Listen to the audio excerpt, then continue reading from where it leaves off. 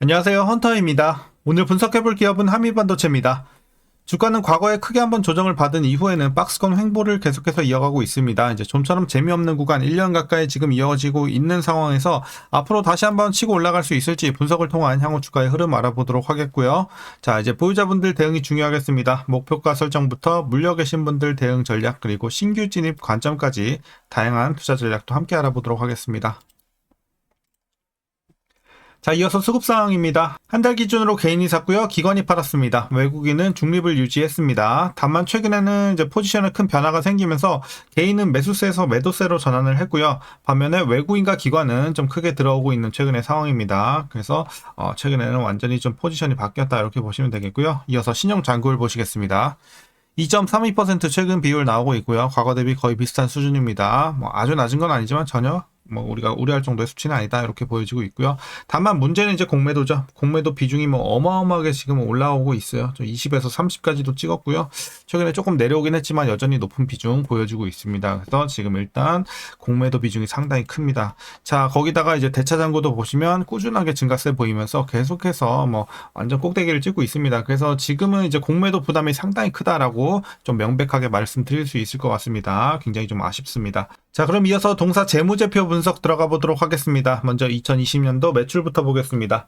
2,500, 3,700, 3,200 이제 이때부터 눌리기 시작하면서 1,500까지 떨어졌고요. 작년에 크게 반등 성공 5,500. 올해는 거의 8,000 근처. 내년 후년 전망도 좋습니다. 자, 꾸준하게 이제 우상향 다시 한번 이어가는 상황이고요. 영업이익도 보시면 이제 과거에 좀 크게 올랐다가 매출과 마찬가지로 다시 한번 떨어졌다가 이제 작년부터 반등 들어오고 있는 상황입니다. 단기 순이익도 같은 흐름으로 보시면 될 것 같습니다. 그래서 최근에는 실적에서 상당히 좋은 상황입니다. 자, 이어서 분기별로 전년 대비 영업이익만 한번 비교해 보도록 하겠습니다. 먼저 지난 2분기에는 550에서 800대로 크게 증가를 했고요. 3분기 990에서 1190. 자, 그래서 괜찮은 흐름 계속 이어갑니다. 4분기 700대에서 1000, 1분기도 거의 700에서 1400 2배가 뛰면서 꾸준하게 상승세, 그리고 전 분기 대비해서도 꾸준하게 올라주는 점. 그래서 지금 실적에서는 전혀 우리가 깔 게 없는 상황입니다. 상당히 좋습니다.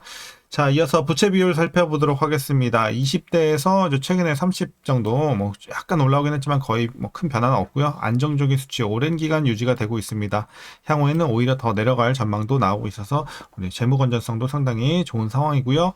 이어서 ROE 보겠습니다. ROE가 또 강점인 기업이죠. 과거 20에서 30 넘나들고 있고 좋았을 때는 55까지 올라갔다가 최근에 조금 내려왔지만 40대 꾸준하게 유지가 될 것으로 보여지고 있습니다. 상당히 좋은 상황입니다. 수익성 상당히 좋고요.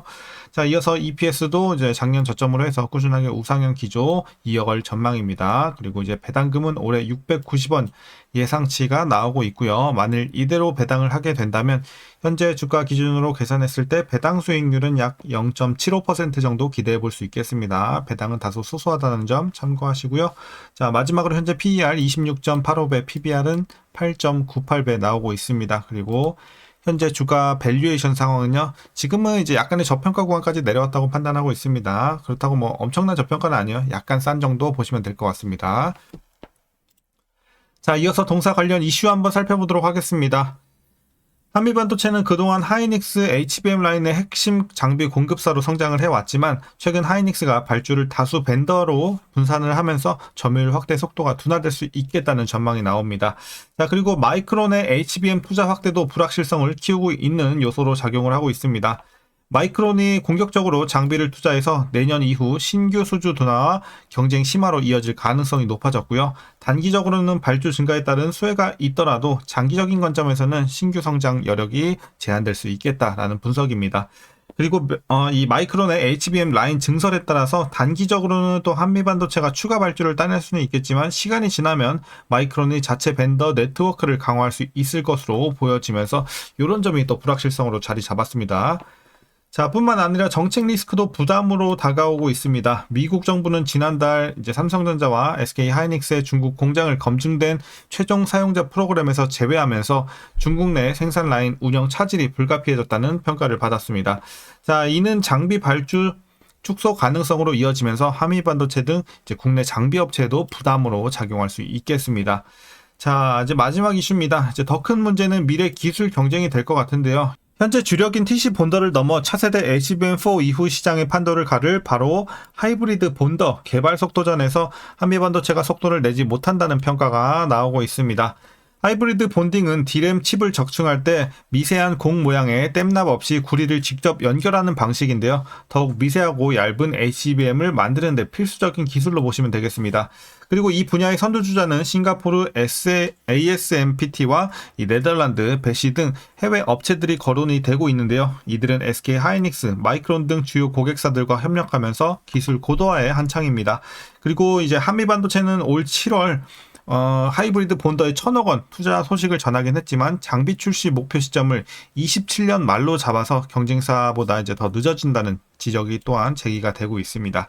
그래서 이제 당장 HBM4E부터 하이브리드 본다가 도입이 될 전망인 만큼 개발 지연은 차세대 시장 진입 실패로 이어질 수밖에 없을 것으로 또 전망이 되고 있습니다. 자, 이제 최근에 이슈 좀 일단 많긴 했는데 대부분 지금 악재가 좀 많이 드리운 상황입니다. 불확실성도 많고요. 그래서 이제 뭐 아직 실적이 뭐 크게 눌리고 있고 뭐 그 정도의 상황까지는 아니지만 일단 재료 자체가 굉장히 많이 좋지 못하다. 이렇게 좀 설명드릴 수 있겠습니다. 자, 악재가 좀 많이 가득합니다. 자, 그럼 이제 마지막으로 여러분들 투자 전략 설명드리면서 영상 마무리하도록 하겠습니다. 자, 먼저 신규 진입 관점에서는 반대 의견 드리도록 하겠습니다. 물론 이제 앞서 말씀드린 이제 악재들은 그래도 주가에 많이 반영이 된 상황이기 때문에 여기서 다시 한번 크게 주저앉는다든지 뭐 이런 흐름까지는 안 나올 것 같아요. 근데 이제 상승 측면에서는 굉장히 좀 지금 올라가기 힘든 여건에 놓여져 있는 건 사실이에요. 일단 지금 여러 가지 불확실성 말씀드렸고 거기다가 공매도 어마어마하게 지금 쌓이고 있는 상황이죠. 대차장고도 뭐 탑을 찍고 있는 상황이기 때문에 상단을 제약하는 또 요소로 분명히 또 작용을 할 것 같습니다. 그래서 당분간은 사실 크게 오르긴 힘들어요. 계속해서 지금 이제 박스권 횡보를 좀 이어갈 가능성이 큽니다. 8만 원에서 10만 원 요 사이에서 일단은 계속 횡보를 진행하지 않을까. 개인적으로는 그렇게 좀 보고 있습니다. 그래서 당분간은 좀 힘들 것 같습니다. 자, 그래서 한미반도체 신규 진입 관점에서는 이렇게 반대 의견 드리도록 하겠고요. 이어서 보유자분들 대응 전략입니다. 먼저 목표가부터 설정하겠습니다. 현재 목표가 12만 5천 원 제시하도록 하겠습니다. 한 요 정도 되겠죠. 12만 5천 원까지 일단 열려 있다 정도로 보시면 될 것 같고요. 자, 보유자분들 크게 손실이 없거나 익절 구간에 있다면 종목 교체하시는 걸 권장드립니다. 당분간은 지지부진한 흐름 이어질 거기 때문에 여러분들이 뭐 진짜 막 수년간 장기 초장기로 대응하실 게 아닌 이상 여러분들 좀 종목 교체하셔서 좀 탄력적인 종목에서 수익 내는 게 좀 더 낫지 않을까. 다만 이제 크게 물려 계신 분들은 계속 보유하셔야겠죠. 그래서 보유자분들은 이런 관점으로 좀 설명드리겠고요. 자, 이제 마지막으로 위에서 물려 계신 분들 대응 전략입니다. 먼저 라인을 하나만 더 제시하겠습니다. 11만 원 라인 그리도록 하겠습니다.